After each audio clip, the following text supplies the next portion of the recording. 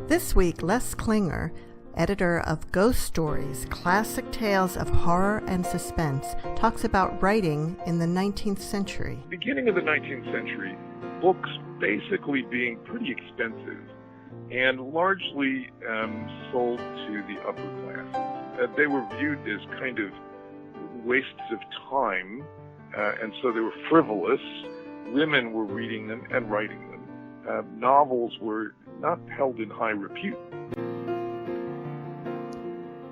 Welcome to Writers' Voices with Monica and Caroline. I'm your host, Monica Hadley, and with me is my co-host and mother, Caroline Kilborn. And good morning, everyone. It's a beautiful day here in Iowa, and it's not raining. That is true. Which makes it a beautiful day. Yeah, really, this year for sure. We are recording this on June 7th, which means it's the day before a very special day. Oh, yes, my 84th birthday, yes. Oh, yeah. Yep, and I unfortunately won't be with you to celebrate it, but happy birthday, Mom. Well, we're going to celebrate it late, I think, so. Yeah. When I get others aren't. Yeah, right. When I get that. Well, tell us about our guest today. Well, this is the most unusual book. It's Ghost Stories, Classic Tales of Horror and Suspense, and it's edited by Lisa Morton and Leslie Klinger. Klinger.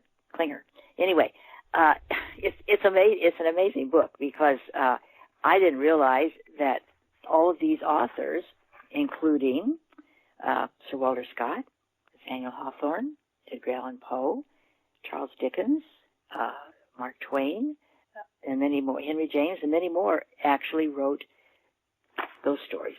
And then, of course, they went on to write many other things, but these are some that these individuals have found, these two individuals.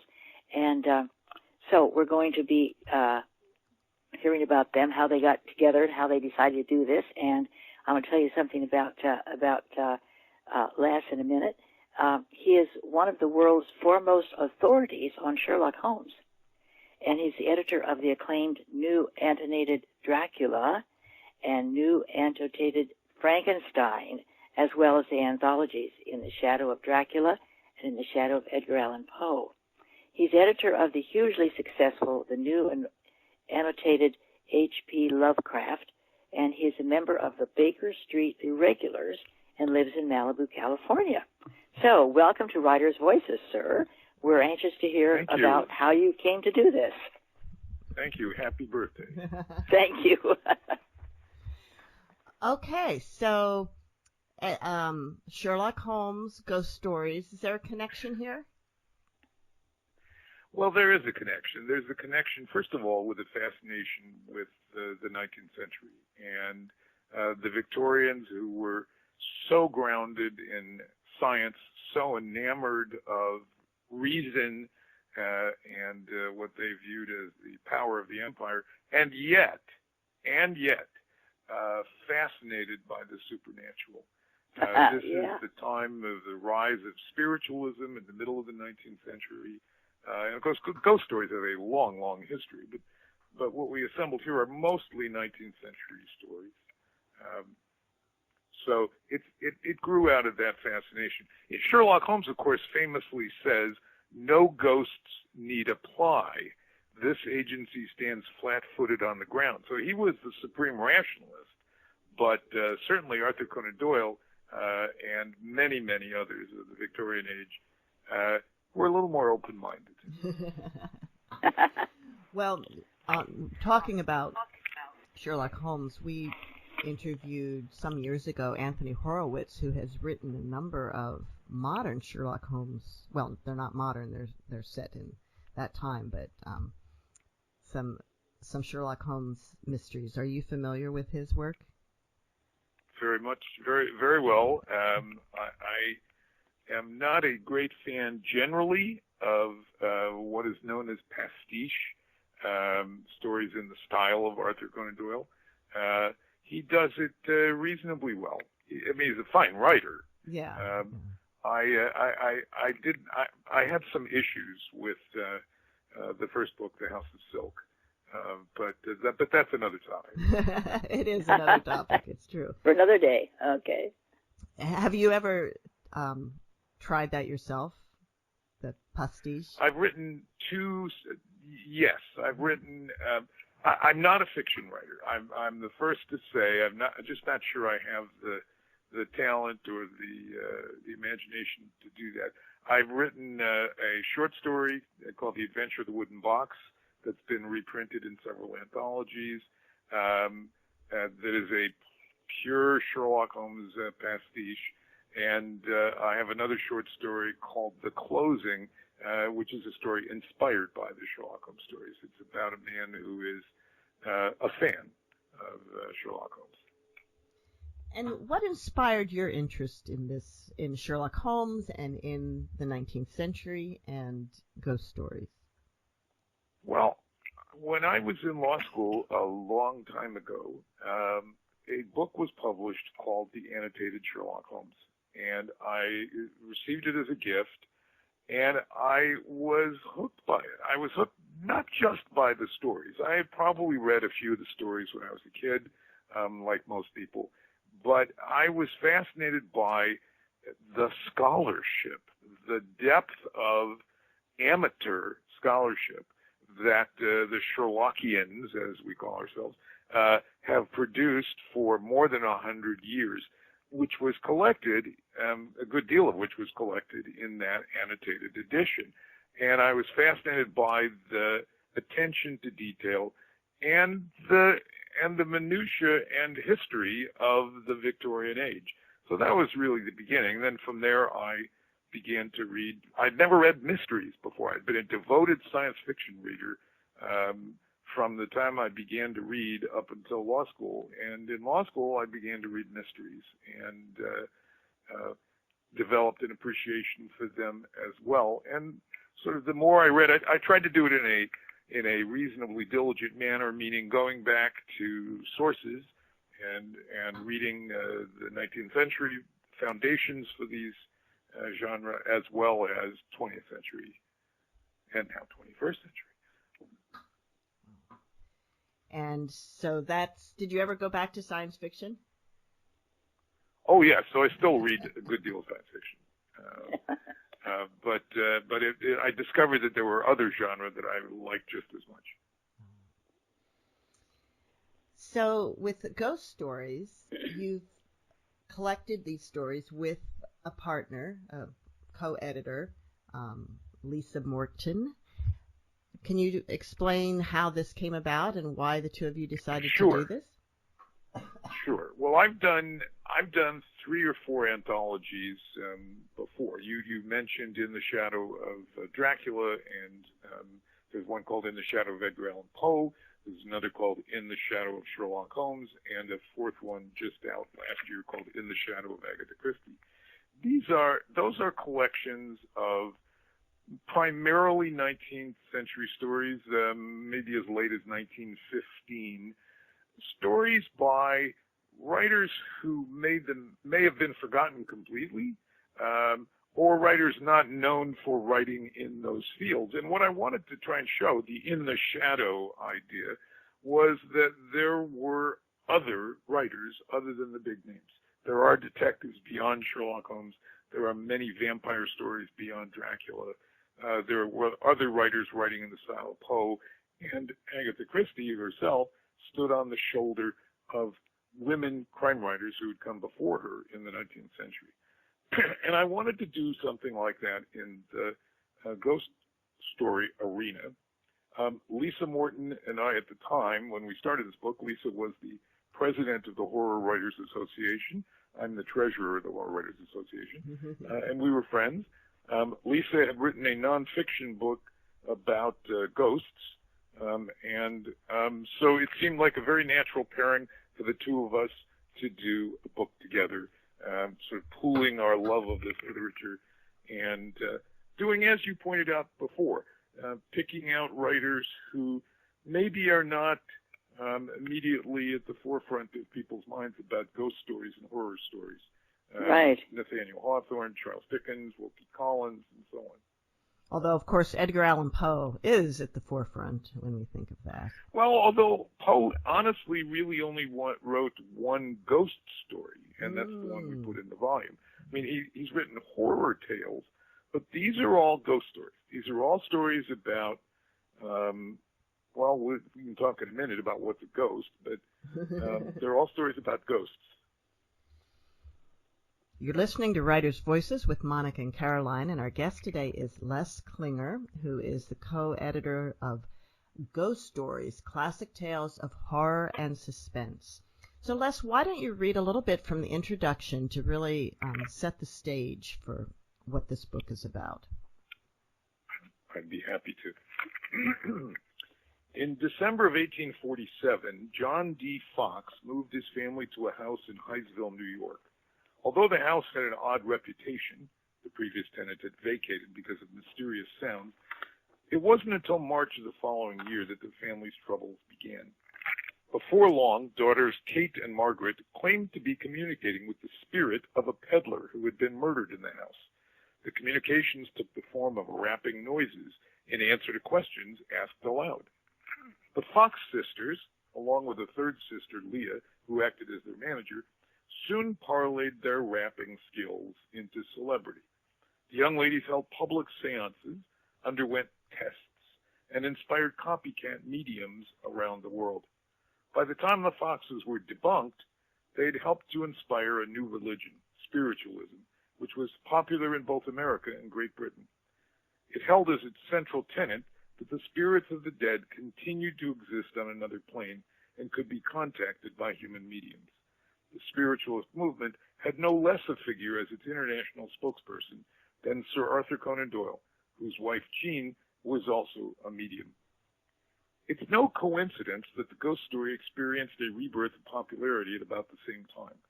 Both spiritualism and the acknowledged fictitious ghost story evolved out of the Enlightenment of the 18th century. Prior to that time, ghosts had either been confined to dramatic presentation, going all the way back to the haunted house comedy Maskellaria, penned by the Roman playwright Plautus several centuries before the birth of Christ, or tales that were presented as true, including mythological epics like Gilgamesh and the Iliad. The first major work of ghost literature is usually considered to be Horace Walpole's The Castle of Otranto. Published in 1764, Walpole's work also inaugurated the Gothic novel, a genre that waxed and waned over the next 50 years. Ghosts were a key ingredient in the great Gothics, even when, as in the works of Anne Radcliffe, the undisputed queen of the Gothics, their manifestations were eventually revealed to be the work of deceitful mortals. But perhaps the real precursor of the modern short ghost story was the ballad. Ballads were the preferred way of telling stories, at least in the British Isles, up until the 19th century, and many of them were ghost stories. Like Sweet William's Ghost, which we've included in the anthology, these ballads and their numerous regional variants still retain a surprising amount of pathos, eeriness, and even a touch of gruesomeness. As the Enlightenment brought a new belief in reason to Europe, formerly popular superstitions were reconfigured as fairy tales, intended as simple morality tales, mainly for children, but not always. While the Brothers Grimm were collecting orally transmitted folk tales, eventually published in 1812's Kinder- und Hausmärchen, other German anthologists found success in updating these old stories for adults. Johann August Appel and Friedrich Lahn produced not one but a remarkable 5 volumes of their ghost story anthology, Gespensterbuch, between 1811 and 1815. These tales, which, like the Castle of Otranto, typically involved aristocratic families enduring melodramatic plot twists in isolated haunted castles, were translated into French and English. Mary Shelley cited a volume of such stories as the inspiration for her to think of a story, resulting in the creation of her immortal classic, Frankenstein. It wasn't until 1828 that what is generally considered the first modern ghost story appeared. Sir Walter Scott's The Tapestried Chamber is included in this volume. Although Scott's tale kept certain tropes of the earlier works, the traveler who arrives in the isolated castle, for example, his tale is comparatively succinct and atmospheric, with chilling descriptions that will almost fit into any modern horror tale. Well, I can pause there. Okay. So that sort of gives us the birth of the 19th century ghost story. Let me just finish with a theme that I'd like to come back to. Sure. A little more. We end the introduction by saying, why do we read ghost stories? To scare ourselves? To rehearse how we would deal with an actual ghost experience? To experience a catharsis of the emotions? To reinforce our desire to know that life does not end with the mortal body's termination? Probably all of the above. But for whatever reason, the ghost story has fascinated humankind since the dawn of time. Now, are ghost stories necessarily scary? No, not at all. And one of my very favorites in this book is a story called. There's actually two that are very similar, very interesting. They were written almost 100 years apart. One called "Since I Died" by Elizabeth Stewart Phelps, and the other one called "The Shell of Sense" by Olivia Howard Dunbar. And they're both written from the point of view of the ghost. And they are not scary. They are very sad, touching thoughts about what it's like to be dead and see from beyond the veil the pains and joys of the living. Mm-hmm. Now, well, I believe that.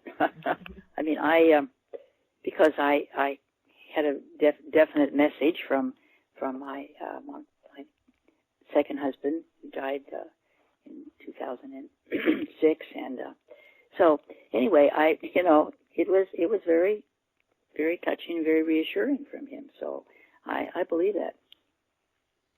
Les, have you had any ghost experiences? I have not. I'm certainly open to the possibility. I think there are many things in this heaven and earth beyond our philosophy, to paraphrase Shakespeare.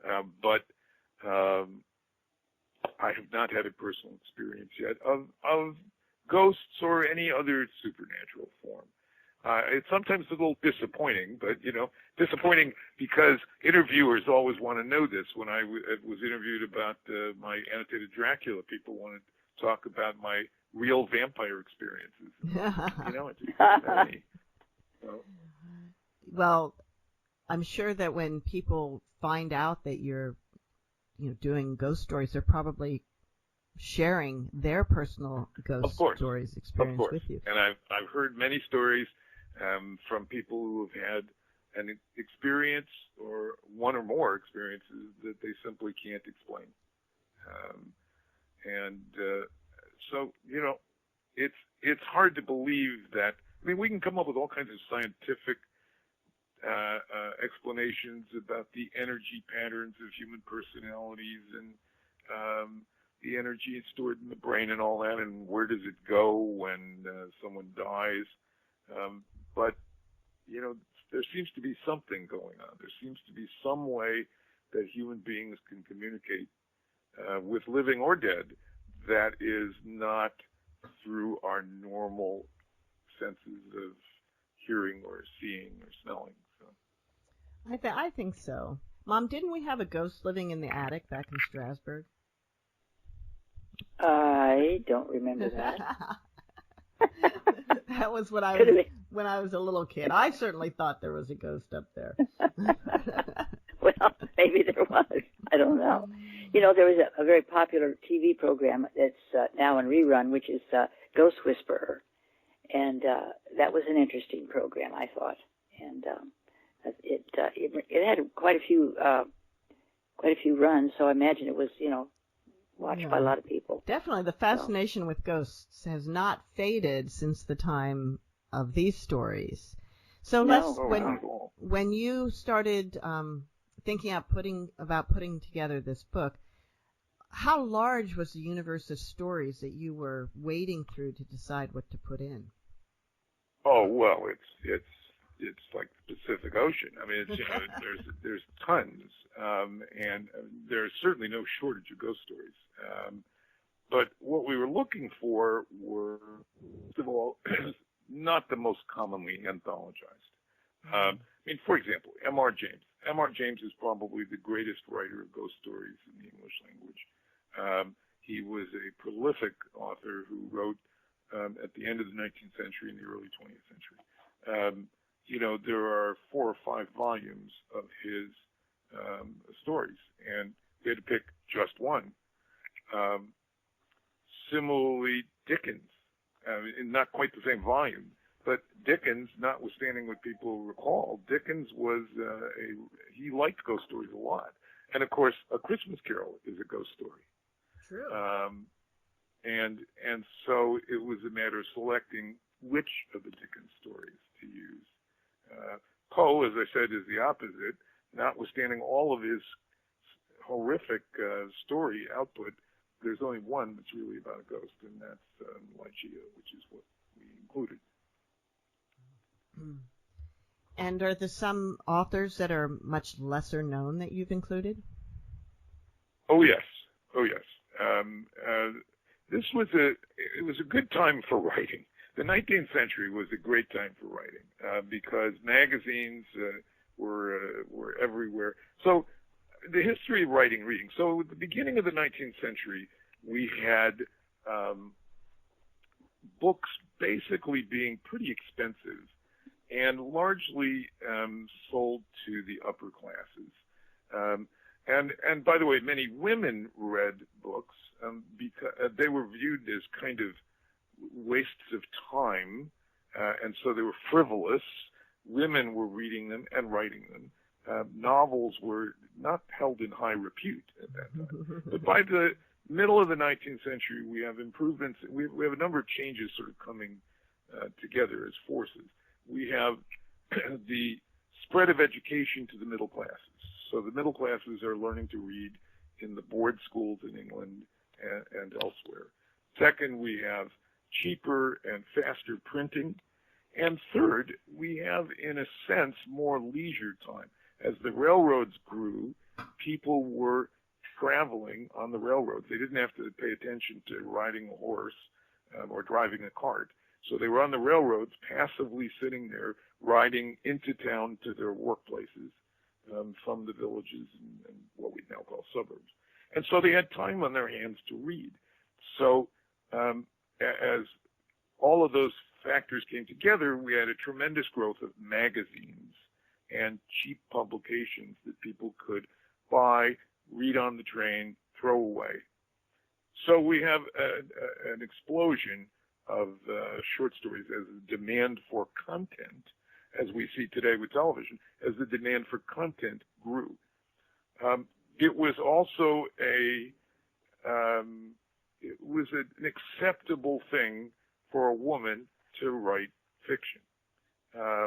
So this was an outlet for a lot of intelligent women who had doors closed to them to go into professions and take jobs that were taken by men. And so there are a number of women writers as well. We have, of course, Edith Wharton. I mentioned Olivia Howard Dunbar, Georgia Wood Pangborn, Charlotte Riddle,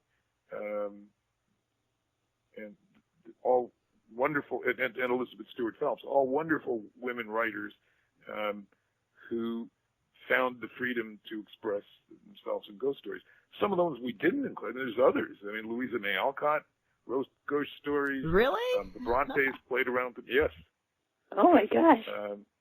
And a number of the more prominent women writers also played with this genre because they were writing all kinds of things. They were writing mysteries. They were writing romantic stories. They were writing fiction about sort of country affair, country color, or whatever you want to call it. I mean, sort of rural stories. So I included some of them and there are many others that we could have included. Sarah Orne Jewett, for example, was a writer of great repute who wrote mostly what's now known as local color, but some of them, they were about New England. And one of the most famous is a story called in New England, in Old New England Days, and it's a ghost story. Definitely a ghost story. Mm. So how did you go about choosing the ones that you included in your book? Just personal preference.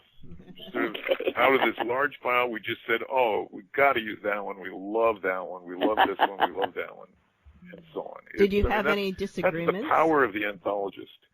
Oh no. Lisa and I have very similar tastes. We've been friends for a long time, and we were looking for power, emotion, and unusual. I mean, sort of, something that wasn't sort of you'd find in everybody else's anthology. There's certainly been anthologies of ghost stories before. We're not the first to do it. What we tried to bring to the table was the point of view of scholars rather than sort of sensationalists.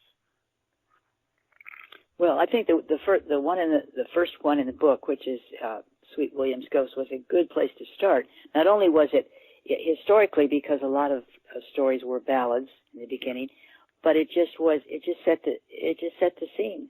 And I thought that was I'm a folk singer for a long time, and so I've sung a lot of ballads, and one of my favorites was a ballad about Mary, Queen of Scots. And so you can get a lot of history out of these things sometimes. And right. Well, of course, and there's wonderful. I mean, folk singing and ghosts have been together for a long time. I mean, think about even some of the more obvious ones. I mean, Tom Dooley is, and many others are stories told by ghosts or people who have recently died, and now somehow they're speaking their tale. It's a popular topic. And I mean, for example, Ambrose Bierce, a prolific writer of horrific stories. We didn't use the incident in Owl Creek, which is one of the more popular. I guess you'd have to call it a ghost story, since it's a story told by a dead man. But anyway, it was wonderful fun to put this together. And we're working on a couple other anthologies. We have two other projects that we're trying to pull together. One is a collection of early versions of sort of Lovecraftian stories about elder gods and strange races of beings. The idea of which came into play long before Lovecraft started writing in the 1920s.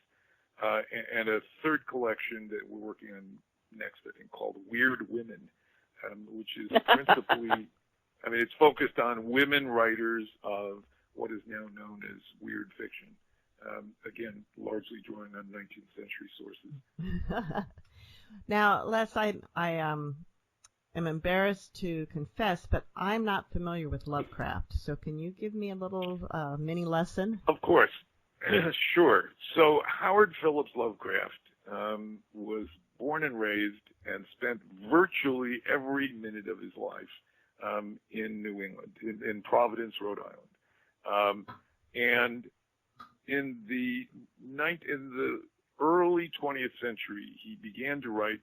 He wanted to be a writer. He wasn't quite sure what kind of writer. He began copying Edgar Allan Poe.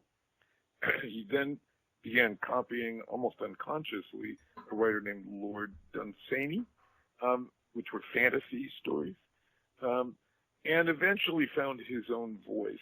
He became the proponent. If you think of stories with tentacles and sort of strange creatures emerging from under the oceans or down in caves and all that, those are Lovecraftian themes. Lovecraft was fascinated by science. He was very interested in astronomy.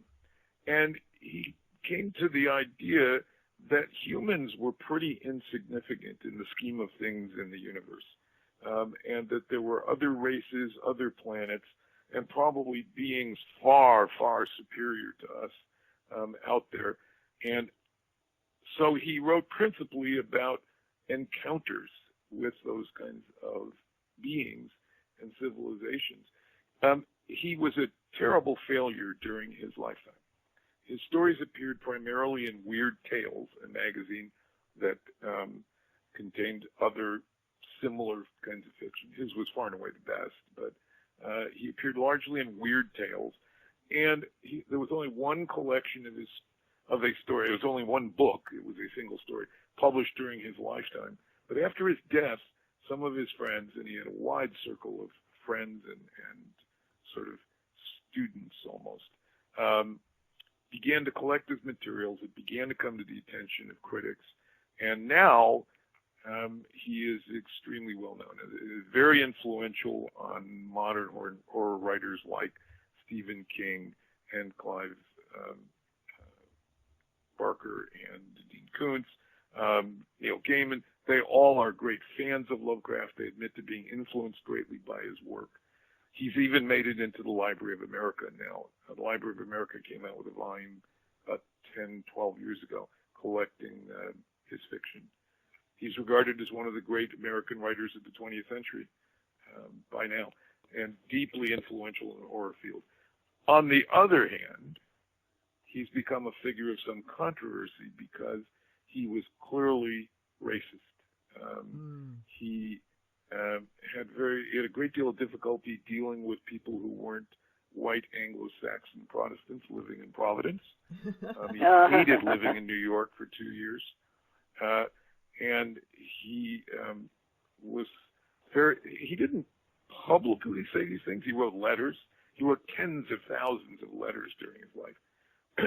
But he was very vocal to his friends about how much he despised people like that. He was a eugenicist. He thought that Hitler was probably on the right track. Oh my! And my God! Nations should be sticking to the building up of their own races. Send all the black people back to Africa. And then that's sort of his idea too. Not that he wanted to exterminate the blacks. He just said, there should be black countries and white countries and brown countries. Not this mixing. So given that, did you have any hesitation about promoting him through your work? Well, promoting him is not quite. I wouldn't describe it that way. I would describe it as promoting his work. And I think you have to. I mean, one thing you have to admit is that his work itself isn't particularly racist. You can see that it's powered by that racism, but in his stories, the despised beings are not human.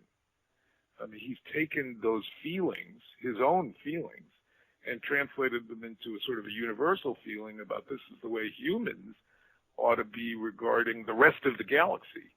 That we're insignificant to them. We're worthless to them. We're outsiders. So I think understanding his psychology is important to see sort of how these stories came about, how the stories were powered. Both parents, for example, died in an insane asylum. He was petrified of going insane, and the stories reflect that sort of fear and alienation and paranoia. But they're brilliant stories, and they were deeply influential on many, many writers, and therefore we can't just brush them aside. We don't have to like Lovecraft, but we have to understand and appreciate the stories for what they did. So I'm taking it he never wrote from the monster's point of view. That's not quite true, but close. Really? That's pretty close. I mean, there's a couple of people who sort of figure out that they are actually monsters. That's a spoiler. I don't want to be specific about the stories. But the racism, by the way, has not gone without notice. I mean, for example, the World Fantasy Association gave out an award for many years, their annual World Fantasy Award, and it was in the shape of a bust of Lovecraft. And there was a great deal of controversy about this a few years ago, and the World Fantasy Association dropped the idea of the bust of Lovecraft and has now replaced it with kind of a neutral, abstract statue. So there's certainly plenty of Lovecraft detractors out there. His racism is not a secret, and it is very controversial. And I've tried to deal with it in my long introduction to the new annotated Lovecraft. I should take this opportunity to say that the second volume of that work will come out in, I think the official publication date is September. The first volume was 22 stories because we had to stop somewhere, and it's still 900 pages. Oh, my goodness. Second volume, another 25 stories. You're listening to Writers' Voices with Monica and Caroline, and our guest today is Les Klinger, and we're talking about his anthology, Ghost Stories, Classic Tales of Horror and Suspense. Les, can you give us a little example of how you annotated these stories? Well, sure. So generally so this is what I would describe as lightly annotated, as I said. The normal way that I annotate, so I can contrast it, normal annotations, and my wife keeps begging me to be a real writer someday. I keep saying, no, look, I know what I'm doing here. I'm good at this annotating thing. So generally when I annotate stories, I'm trying to overall enrich the reader's experience. I'm trying to give the readers historical context, cultural context for things that are mentioned in the stories, maybe tie it into actual events, explain topical references, names that people dropped casually into the stories, and so on. And so they're very broad. A typical story for me, a short story that's 10 pages, 15 pages long, might have 30 or 40 footnotes. So, for example, my new annotated Sherlock Holmes is 60 stories. There are 3,000 footnotes in that volume. So it's a lot of material. And some reviewers said they found it really distracting to read my annotated edition because every story was surrounded by this cloud of footnotes. And I said to myself, did you see on the cover that it said annotated? If you didn't if you didn't want to read the footnotes, get yourself an unannotated edition. Yeah. But here, I reined myself in and restrained myself to writing footnotes primarily from the point of view of glossary, so that when the writer uses a word that doesn't necessarily ring true or isn't familiar, there's a footnote. There may be a footnote about a figure mentioned. For example, I've just opened randomly and found a footnote about the 17th century Flemish painter Anthony van Dyck, who's mentioned in the story. And so who is that? The character actually says, I have a gallery of portraits, some of them by Van Dyck. So who's Van Dyck and why does he care? So, but it's a much lighter version of annotations here. There's probably, as I said, maybe 3 or 4 per story. How much time do you spend on these annotations? Is it a real, I'm sure less on this than on most, lot. But yeah. Yeah, a lot. So I just did this. I'm editing. I'll give you an example. It's not that hard to sort of do it on a restrained, limited basis. I just finished, the Horror Writers Association is very proud to be publishing a new series of classic horror that we're calling The Haunted Library. And I am co-general editor of that series. The second volume in the series, the first volume is The Phantom of the Opera. The second volume that I was just working on yesterday is called The Beetle, which was a very, very popular novel published in 1897 and now almost completely forgotten. Outsold Dracula in its first few years, but didn't have the staying power of Dracula, written by a man named Richard Marsh. So I went through this novel yesterday and dropped in a mere 15 footnotes in an entire novel. And I really restrained myself and limited myself to words and phrases that were simply unfamiliar to, at least to me, in reading them. I said, gee, I'll bet not everybody knows what that means. For example, one of the characters says in response to the other character's offer of something, "You're offering me an apple of Sodom." Do you know what that means? An apple of Sodom. Nope. Okay, so I said to myself, what's that? And I had to look it up. And in mythology, on the ruins of Sodom and Gomorrah grew a gigantic apple tree. It's actually a particular variety of tree, and I've forgotten the Latin name. But in legend, the apples, the fruits of that tree, when plucked, turned to ash and smoke. They just vanished. So this was a sort of metaphorical way for the person to respond to the other person's offer, that they weren't making a sincere offer. It was an illusory offer. You're offering me an apple of Sodom, something that as soon as I try and accept it, it's going to turn to smoke.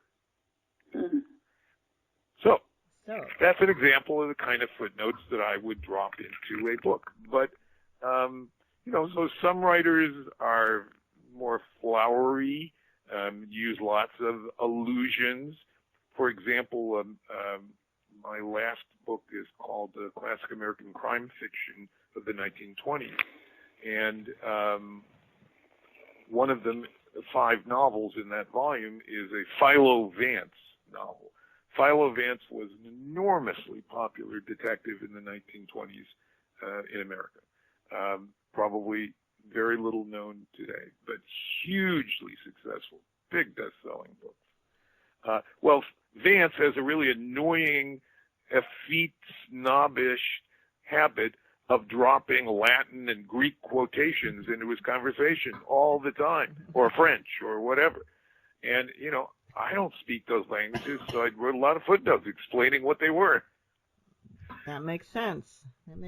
I mean, in general, it seems like 19th century, maybe and early 20th century writing is harder to read than modern writing. And I don't know if it's just because they're using words that are unfamiliar to us and allusions that we're not familiar with, but it also seems to be stylistically, it was more complex. Would you agree with that? Yeah, I think there's some. Yes, I think that partly we can blame Hemingway,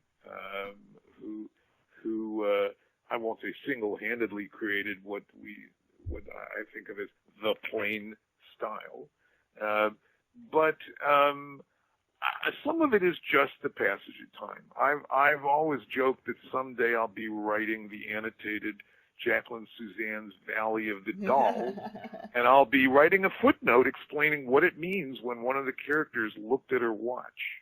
I mean, there's going to be a time, maybe not very far away, when that's going to need explaining. And by the way, there is certainly a time when that didn't make any sense.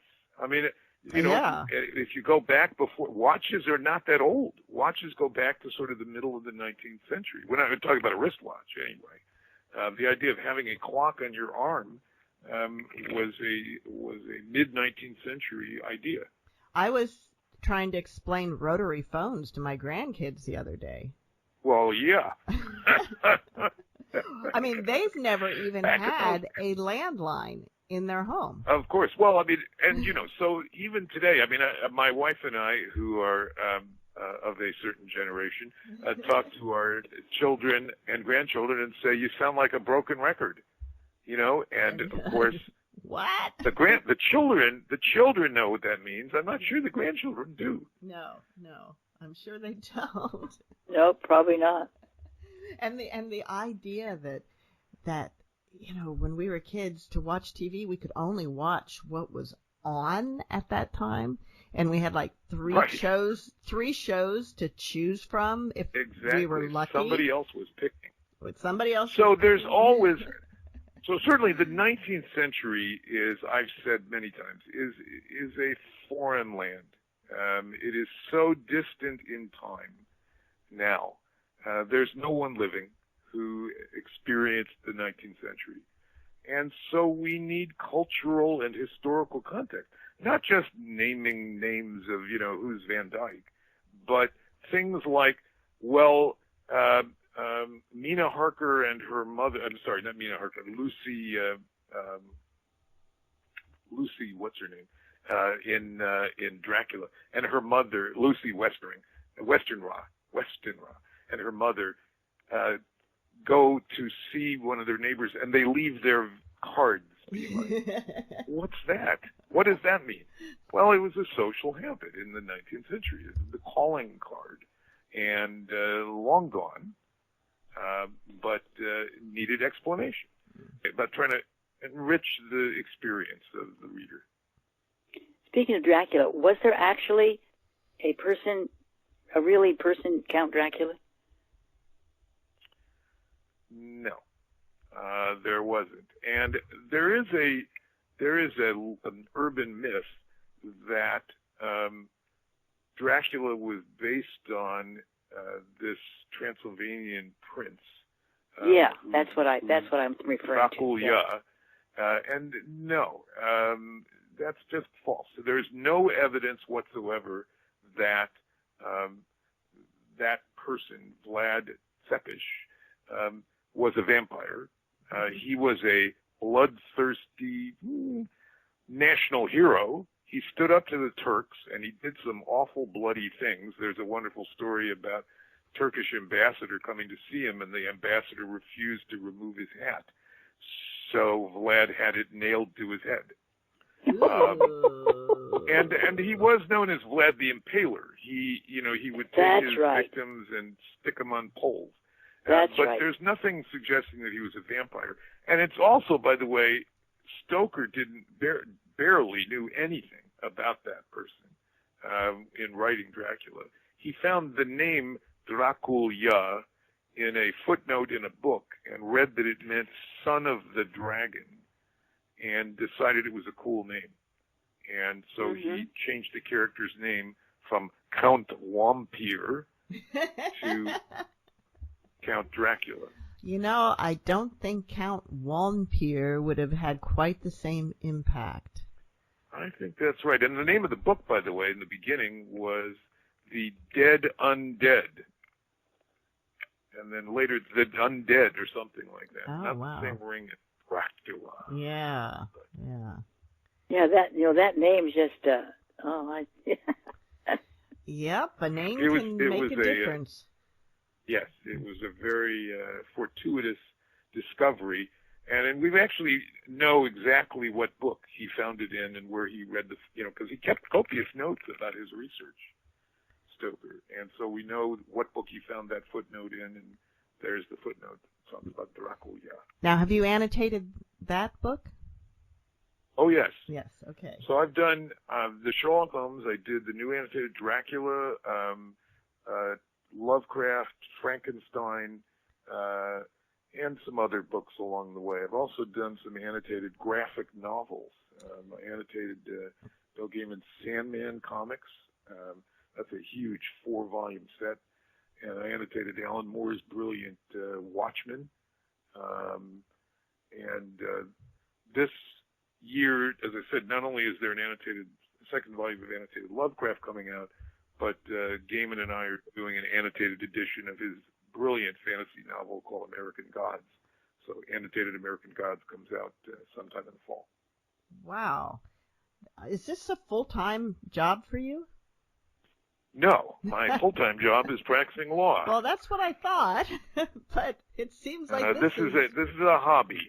Well, I've gotten to the age where I don't have any kid duties anymore, and grandchildren are a luxury that I do indulge in from time to time. So this is, I don't play tennis or golf. This is evenings, weekends, holidays.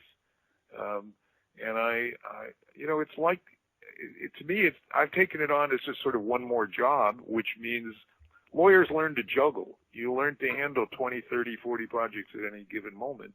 And so writing is one of those projects for me. And I just love doing it. Now, what about publishing? You seem to have not had any problems getting these many anthologies published, or was the first one hard? No, no. I've been very fortunate. First of all, two main publishers that have done my books. One is W.W. Norton. Norton, one of the finest publishers in the world, employee-owned publisher, and actually that one is it's a great story. It's a long story. I'll tell you the very short version of it, which is that they had decided in 2002 to reissue the annotated Sherlock Holmes that had come out in 1968. And they called me out of the blue and said, "We hear you're the guy who should edit this for us. We'd like you to do that." And I picked myself up off the floor, having fallen out of my chair, and said, "Really?"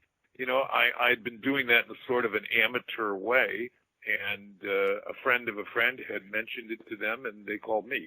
So subsequently, they did Dracula, Frankenstein, and the two Lovecraft volumes. The other books, I was very fortunate to find a simpatico publisher, Pegasus Books, a smaller press, and they've been very supportive of these anthologies. So all of the anthologies we've mentioned were published by Pegasus. And that's including the current one, Ghost Stories. Yes. Yes. Yes. So if you're just tuning in, we're talking with Les Klinger, and we're talking about his various anthologies, but in particular, Ghost Stories, Classic Tales of Horror and Suspense. Les, do you have a favorite in these Ghost Stories? You know, it's tough to choose among your children. You try not to tell them that they're your favorite. I think that my favorite is the one I mentioned earlier called The Shell of Sense by Olivia Howard Dunbar, which is just an extremely heart-wrenching, sweet story about a dead person from the point of view of the ghost, watching what's happened to those she loves, who she's left behind. Mom, did you have a favorite when you were reading? Well, no, I didn't. But I sort of like The Lady in the Square, and yeah, by Sir Walter Scott. I kind of like that. Some of them were a little bit hard for me to read because there was so much detail in it that I could not really relate to, because they were, of an older time, but So maybe we could have used more annotation. Maybe so. Maybe. And by the way, I mean, the genre did not die at the end of the 19th century. It's very much alive and well.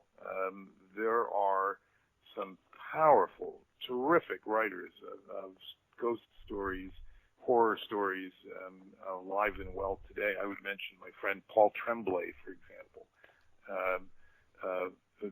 The last book is an amazing book called Cabin at the End of the World, and another book, an award-winning book before that called Head Full of Ghosts.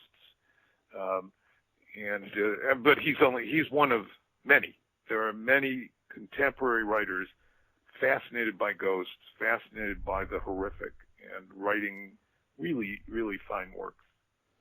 Well, Les, you joked about annotating Jacqueline Suzanne, but would you ever do an anthology of more modern writing? Is that in the works? Well, I've done anthologies of new stories that have sort of been commissioned. My friend Laurie R. King and I have done 4 collections of stories inspired by the Sherlock Holmes canon. And we've gone to our friends, A-list writers, who may not be associated with Sherlock Holmes. For example, Gaiman, Lee Child, Sarah Paretsky, Jeff Deaver, Michael Connolly, and said to them, "We know that you're a Sherlock Holmes fan, secretly. Would you like to write a story either about Sherlock Holmes or about somebody affected by Sherlock Holmes or something like Sherlock Holmes?" And they've all said yes. And so those are new stories. I must say, it's a lot easier to deal with dead authors. They get their material in on time. They don't argue. They don't clamor for the check. But no, I've enjoyed doing. We've done 4 anthologies with friends, and certainly would consider if I can come up with it. The problem is anthologies are tough sells.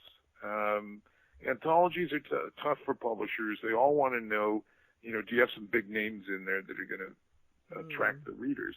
Well, in this one, it was easy. Did we have some big names? Well, let's see. How about Poe and Dickens and Henry James and so on? Yeah. Exactly.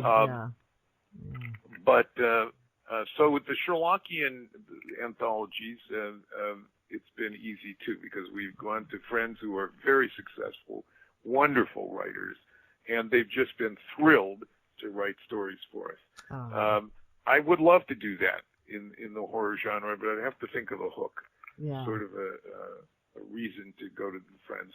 And it would be probably what we've tried to do on the Sherlockian ones is to take sort of unexpected writers.